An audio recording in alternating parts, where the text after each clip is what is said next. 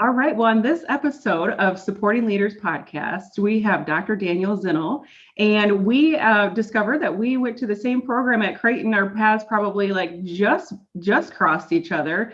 But I'm so excited to have you on the show. Thank you so much for taking time out of your day to have a conversation with us. Looking forward to it. So, well, let's just start off and share with us a little bit about your background. I mean, you seem to be involved in so many things. You can definitely tell that you're an advocate for a lot of different groups of people, and you're engaged in political things, the arts, work. So share with us a little bit about who you are and what you do. Well, I'll start at the beginning. I grew up in Northwest Iowa outside of a tiny town called Pomeroy, which is about 650 people. Youngest of four, grew up on the farm right across the road from my dad's parents, my grandparents. So I saw them every day growing up, which I am very grateful for.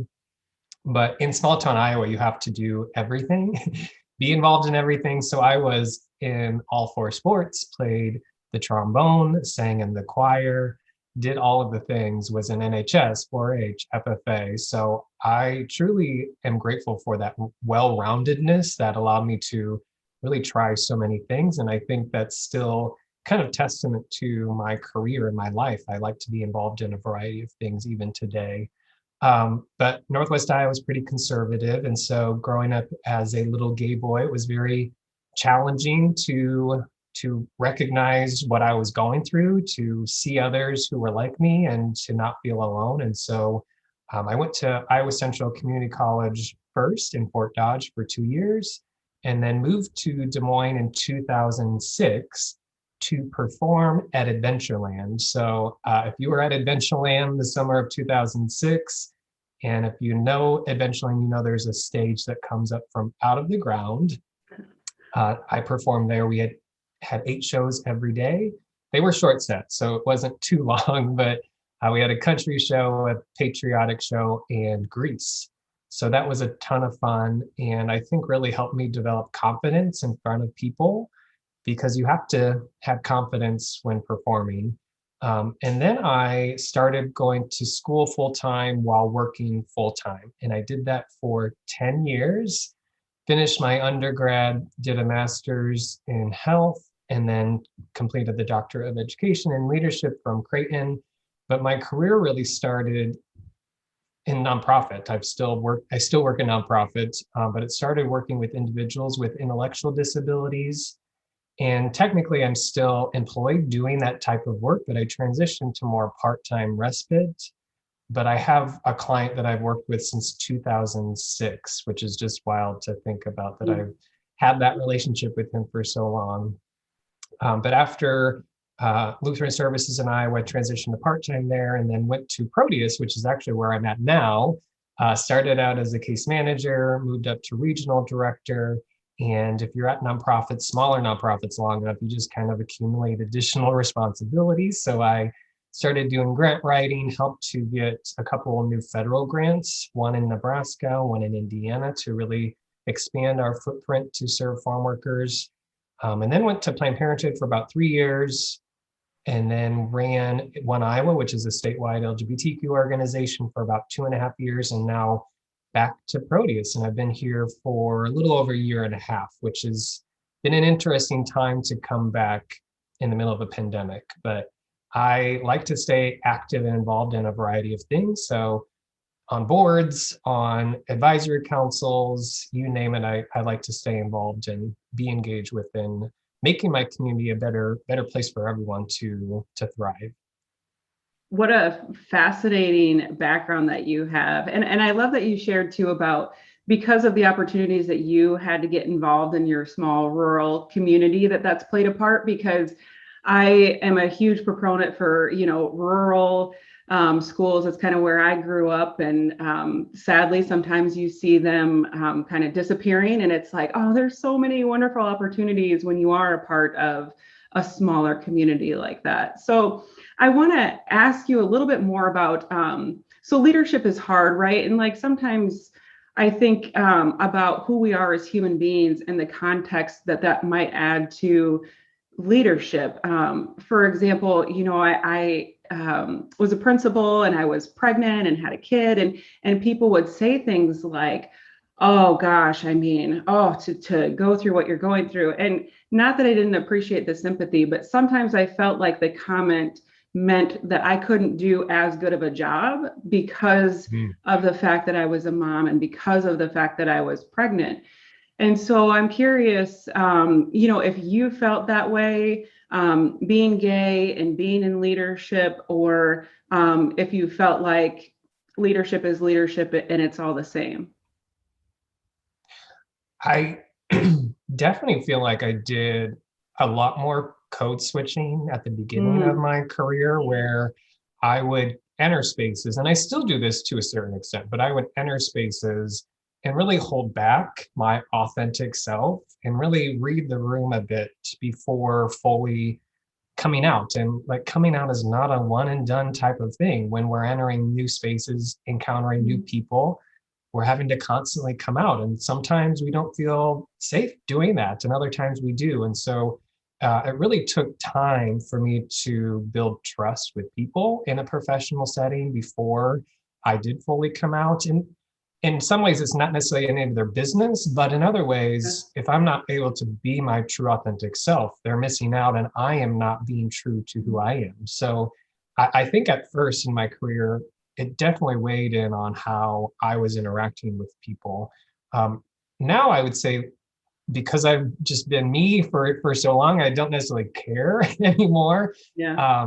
for the most part. But like internalized homophobia is a big thing, and it creeps into our lives randomly and when we're least expecting it. And so every once in a while, there'll be certain scenarios where I'll retreat a bit, and have to kind of talk myself through, hey, you are who you are, be your authentic self. If people don't like that, then that's their problem, not yours. So I think it definitely has played a role in how I navigate spaces.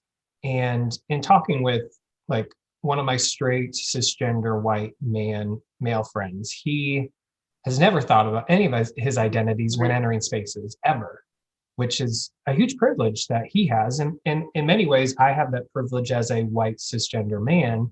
The intersection of where my sexual orientation comes in adds that additional layer where I am thinking about it more. But I truly think we all need to think through our own identities, our own experiences, think about how we are navigating those spaces, and then be able to empathize with others and wanting to create a more welcoming or inclusive space where everyone feels like they can belong. I really appreciate you sharing that because it is like you were sharing about your friend. I mean, I've never had to think about my sexual orientation and whether or not that matters to people, and whether or not that's shared or on display for me to, be effective in who I am and being true to myself, or leadership. So it does really make you step back and think. And so I know you do a lot of training and a lot of advocacy. And so, like, what would you say as far as other leaders who are listening? Like, what are some ways that they can step back and consider that, or what are some ways that they can create some safer places for people? Hmm. Well, I don't necessarily call myself an ally, and I don't think anyone should, because that's a word given to us by oppressed and marginalized individuals. The way I describe it is I aspire to be an ally, knowing Mm, that it's constant, it's lifelong, and it's changing. And we have to constantly be doing action oriented things in order to keep ourselves accountable and move forward, because things are constantly changing. We're learning new yeah. terminology, we're learning better practices. And I think just that constant learning and growing is a huge part of it. And so being willing to do that, I think, is just number one. I do a training on using your privilege and power for good, and I talk through 21 best practices that I recommend for leaders as they navigate spaces, and that's one of them. But I think not always being the loudest voice in the room, looking around the room to see who's at the table. Is there a lack of representation? How can you build more representation in that pipeline and make sure that those spaces are welcoming so that when you do have different voices, they feel like they can contribute fully. So I think there's a lot of things that folks can do: open doors, introduce folks, be willing to be human and mess up, because this is really hard work. And as human beings, we are going to mess up. And so I think oftentimes we feel so paralyzed when we don't want to mess up that we Yes. fail to grow. And so I give one area of how to, what I call the science or art of apologizing, knowing we're going to mess up. So the first step is to be sincere and authentic, affirm that individual, concise apology, one sentence is sufficient. And the fourth and most important, move on. Don't constantly bring it up. Don't make it about you. Literally move on. And before you even do that, you may want to get consent from that person to actually engage in that conversation, because maybe they're not ready for that apology, or maybe they don't even want an apology. So I think there's just nuances that we leaders, white leaders, straight leaders, men can navigate spaces, especially in creating more inclusive environments. I love that. There's so much great advice and so many great tips in there that you just shared. And you talked about like the pipeline, like a pipeline for underrepresented or misrepresented or marginalized groups of people, and supporting them in their journey to leadership. So why do you feel like it's important to, make sure that pipeline is there and make those connections? Well, if you look at all of the positions, people in positions of power, predominantly white, predominantly straight, predominantly men. And these are individuals that are making decisions every single day that impact all of us. And if you probably have heard of this term, I don't know who coined it, but if you're not at the table, you're on the menu. So if we don't have representation at the table, we don't have that voice, that point of view in order to accomplish more inclusive policies, to create more inclusive communities. And so that representation is so critical, but we can't get there overnight. We need to help all individuals across our communities develop the skills in order to be effective when they are in those leadership positions, and be able to advance within their careers or within their community to be in a position where they can take on those positions. So one of the things that I am really proud of after going through Creighton's doctorate program, and I also participated in the Greater Des Moines Leadership Institute, I had an idea. And this was before I even started at One Iowa. So when I interviewed for the job as executive director, I pitched this idea of creating an LGBTQ leadership institute.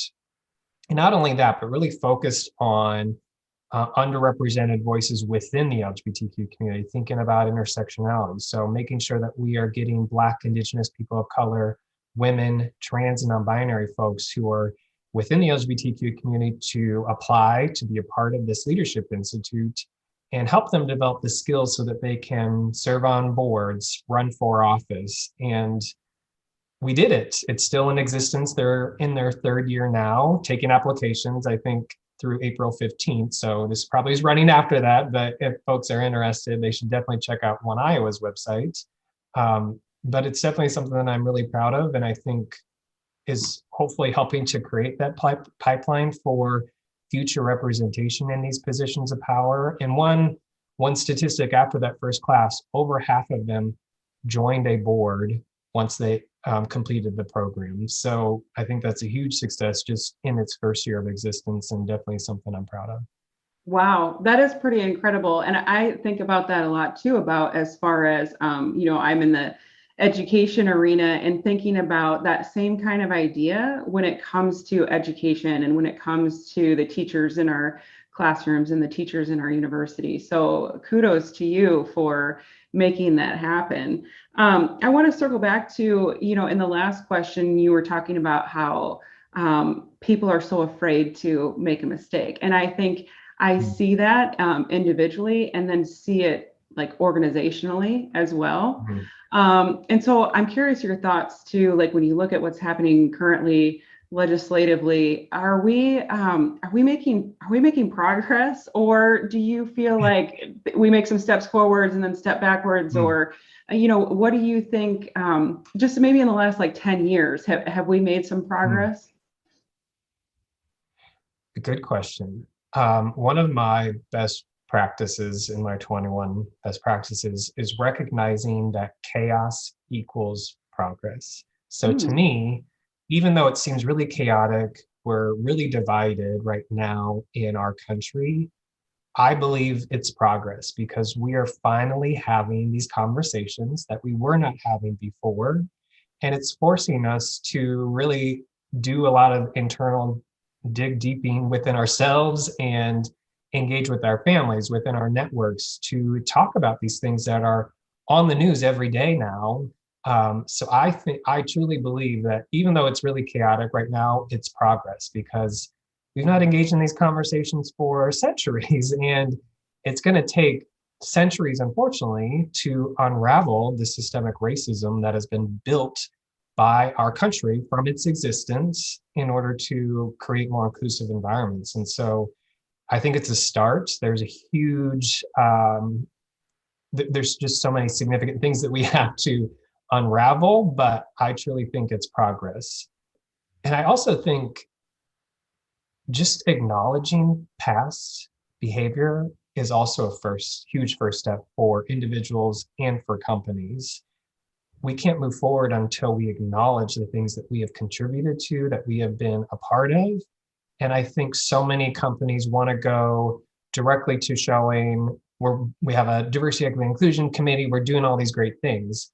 That's great, but I also think you need to acknowledge the things that the harm that you've done in the Hmm. past in order to reconcile and be able to move forward. So I think a lot of individuals and companies miss the mark there, and it doesn't feel authentic when you just jump to wanting to focus externally on creating a better brand for your company or you as an individual. Right. Yes. It feels probably like we're just checking the box off of the list that says that we have to have the diversity and inclusion committee. What Yes. would you say to the leader in, let's say, Northwest Iowa, who says, "Oh, I don't need to worry about diversity, inclusion, equity because I mean, it's just all white people and so I'm just going to put that aside. It doesn't really matter here." Hmm. That's a good question. Hmm.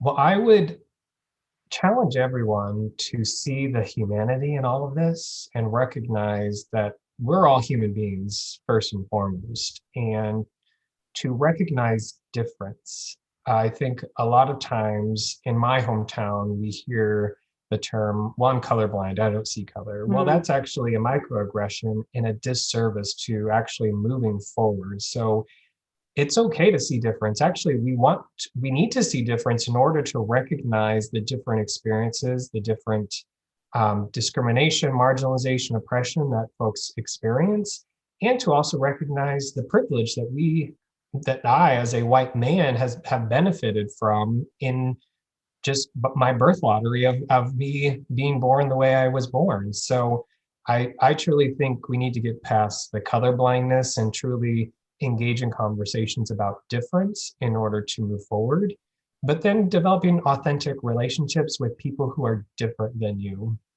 Hmm. It's astonishing the low number of white folks who have a black friend, one, let alone have ever had a black person in their home. Hmm. And it's easy to hate someone we don't know. It's harder to hate Yes. someone we do know. So I would encourage anyone to reach out to somebody that's different than you. Don't tokenize them. Don't put the burden on them to educate you on things, but develop an authentic relationship. And I think that's where we can overcome cognitive dissonance, where we oftentimes have individuals voting for certain people without realizing how it's impacting people that they love. So if you develop a relationship with somebody that's different than you can see how a policy impacts that person that you now love and care for. And maybe you'll vote differently, or maybe you'll advocate differently going forward. That's such great advice. And, when you talk about also like recognizing privilege, sometimes I feel like as soon as the word privilege is said, that some people just retreat. And so I'm curious Hmm. if you've seen that too, and if you've found any ways for people to kind of navigate that and keep the conversation going. I think for folks who it's kind of a new term too, that knee-jerk reaction is to pull back. But I encourage people to name things and own it. And these are not things that we should feel guilty about. These are things that have just happened to us. Now, what we do with it is what I think is the most important piece. So learn from it, grow from it, and use your privilege for good. That's my whole mantra. I use my power and privilege for good. So I think it's okay to have that knee-jerk reaction, but maybe sit with that for a bit and talk about it with others, because I think we oftentimes don't talk about our feelings. Like growing up in Northwest Iowa, in my family and in my community, we didn't talk about feelings ever. So I think it's important to really sit with it, process it, and then talk about it with others, because maybe others are going through that same experience and you can relate to them and grow with each other. So I think it's okay to feel what you're feeling, but what you do with it is going to be the most important piece. Yes. Yes. So I want to switch gears a little bit and ask you about, Okay. some of the places that you've worked career wise.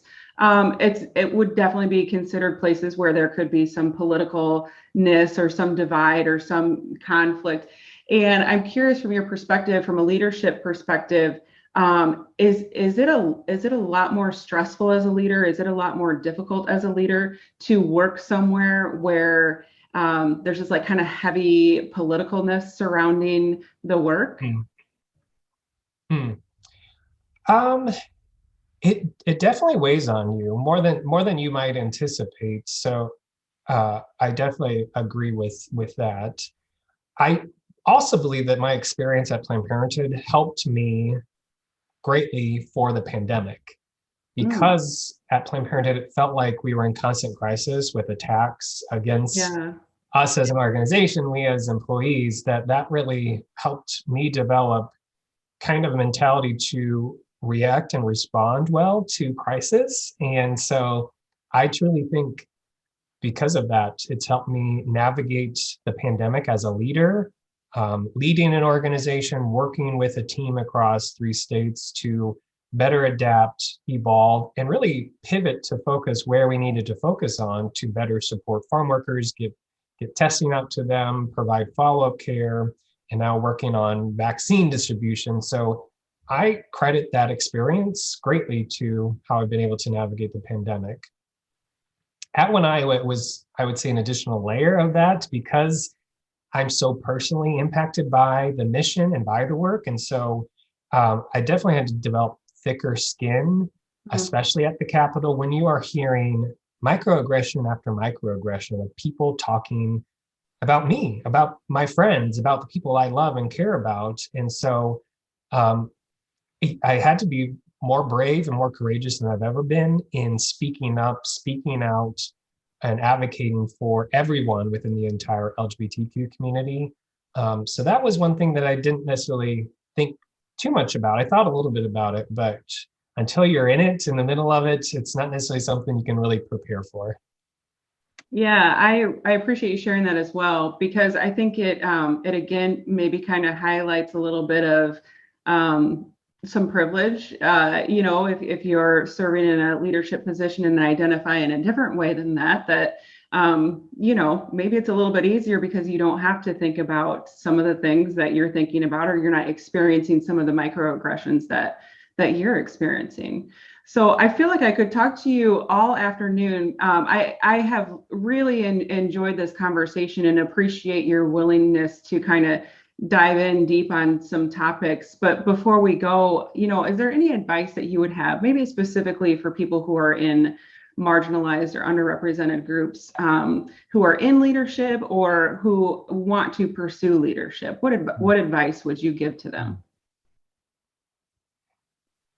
Oh, I would encourage everyone to be authentically you always, to know that you're enough, and that you play such an important role within our community. And so if you don't feel like you have the skills or are deserving, imposter syndrome is real. And so I think really recognizing that you have what it takes to be in those roles, to be in a bigger role. And we need more people who are different than what has been the dominant group in positions of power. And I think we're moving in that direction, but we need even more. And so I would encourage folks to further develop their skills, develop mentorships, start mentoring others. I think mentoring is such a huge piece to navigating leadership, especially as an individual who experiences marginalization or oppression. So develop a personal board of directors where you have a variety of mentors you can go to help open those doors, to help build those connections, but go for it. Well, I love that. That just made my heart swell listening to that. So again, I appreciate everything that you are doing. You're clearly making a difference in the world, and I appreciate you sharing. I look forward to, sharing the messages of hope really that you shared on this show. So appreciate you again for being on the show today. Well, thank you so much. Thanks for listening to the Supporting Leaders podcast. For more on supporting leaders, go to www.supportingleaders.org. Here you'll find links to the YouTube versions of our interviews and links to the podcast. You'll also find articles on leadership. To join in on the conversation, find the Supporting Leaders group on Facebook and find us on Instagram at Supporting Leaders.